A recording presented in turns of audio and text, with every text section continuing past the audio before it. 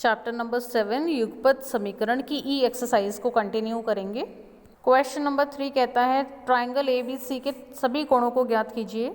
यदि कोण ए बराबर x डिग्री, कोण बी बराबर 3x डिग्री और कोण सी बराबर y डिग्री और 3y minus 5x is equal to 30 degree, इतना हमें दिया हुआ है। मीन्स यहाँ पर हमें ए बी और सी तीनों की वैल्यूज़ दी हुई हैं और हमें इनको कांस्टेंट नंबर्स में हमें इनको फाइंड आउट करना है। यहाँ पर हमें एक वेरिएबल फॉर्म में इन्होंने दिया हुआ है और साथ में एक इक्वेशन भी बना के दी हुई है 3y minus 5x is equal to 30 degree. तो इसको कैसे सॉल्व करेंगे?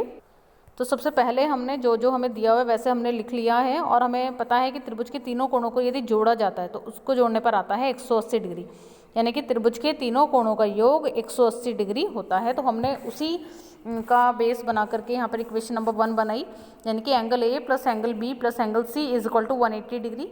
एंगल ए का वैल्यू है x, बी है 3x और सी है y is equal to 180 degree और x प्लस एक्स मिल करके हो गए x प्लस 3x मिल करके हो गए 4x plus y is equal to 180 degree.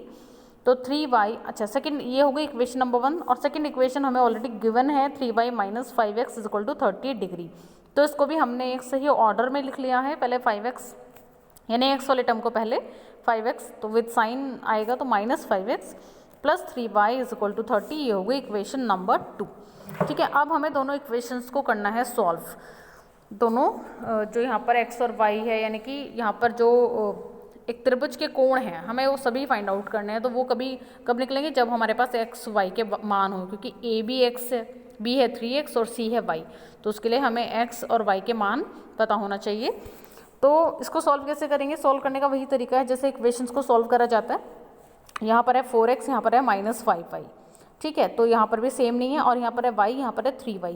यहाँ पर सेम हो सकता है अगर हम y में 3 से मल्टीप्लाई करते हैं, बट हमें अगर यहाँ मल्टीप्लाई करना है तो उसके लिए हमें पूरी इक्वेशन में मल्टीप्लाई करना पड़ेगा। तो हमने यहाँ पर इक्वेशन नंबर 1 में मल्टीप्लाई कर ली 3 से।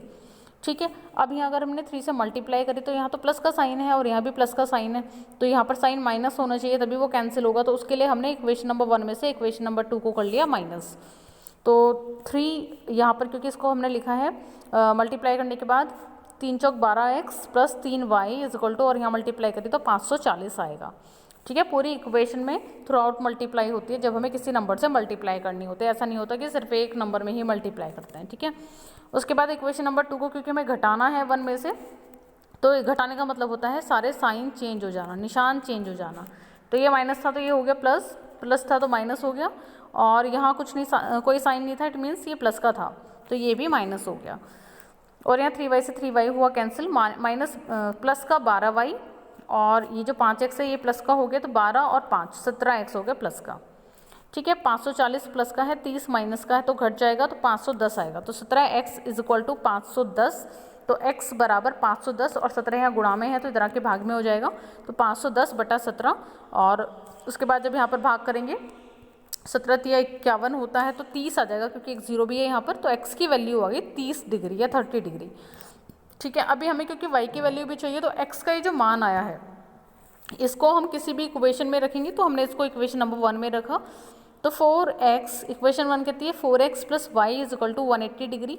x की वैल्यू आई है 30 डिग्री, तो 4 into 30 plus y is equal to 180 degree. अब 4 की जब 30 से गुणा करेंगे तो आएगा 120 प्लस वाई बराबर 180 डिग्री, और y का मान आ गया 180 और 120 यहाँ पर प्लस में है, इधर आके माइनस में हो जाएगा। तो y बराबर 180 माइनस 120 यानी कि 60 डिग्री। ठीक है, अब हमारे पास x की वैल्यू भी है, x की वैल्यू कितनी है 30 डिग्री और y की वैल्यू है 60 डिग्री। अब हमें चाहिए एंगल A, एंगल B और एंगल C का मान, क्योंकि क्वेश्चन में कहा गया है कि त्रिभुज के सभी कोणों को ज्ञात कीजिए। तो एंगल A जो है वो x के बराबर दिया हुआ है और x का मान है 30 डिग्री, तो एंगल A तो सीधा सीधा 30 डिग्री का हो गया। एंगल B जो है वो 3x दिया हुआ है, यानी कि x का 3 गुना, तो x है 30 डिग्री, तो 30 डिग्री का 3 गुना हो जाएगा 90 डिग्री, तो 3 गुणा 30 बराबर 90 डिग्री। और एंगल C जो है वो है y डिग्री के बराबर, तो एंगल C y डिग्री के बराबर है, तो y का मान कितना है 60 डिग्री, तो एंगल C भी सीधे सीधे 60 डिग्री का हो गया। तो अब हमारे पास एंगल A है 30 डिग्री, एंगल B है 90 डिग्री और एंगल C है 60 डिग्री। अब हम ये कंफर्म करके देखेंगे कि जो हमारे आंसर्स आए हैं ये सही हैं या गलत। तो उसके लिए हम क्या करेंगे, जिसको हम उत्तर की जांच भी कहते हैं। हम हर एक क्वेश्चन में इस टाइप के क्वेश्चंस में चेक कर सकते हैं। तो हम अगर तीनों कोणों को जोड़ें तो जोड़ने के बाद 180 डिग्री आना चाहिए। अगर आ रहा है इट मीन्स हमारा जो आंसर है बिल्कुल सही है। तो इसके लिए हमने क्या करा, 30 + 90 + 60 इन तीनों को जोड़ा, तो जोड़ने के बाद कितना आया, 180 डिग्री। इट मीन्स हमारा जो आंसर है वो बिल्कुल सही है।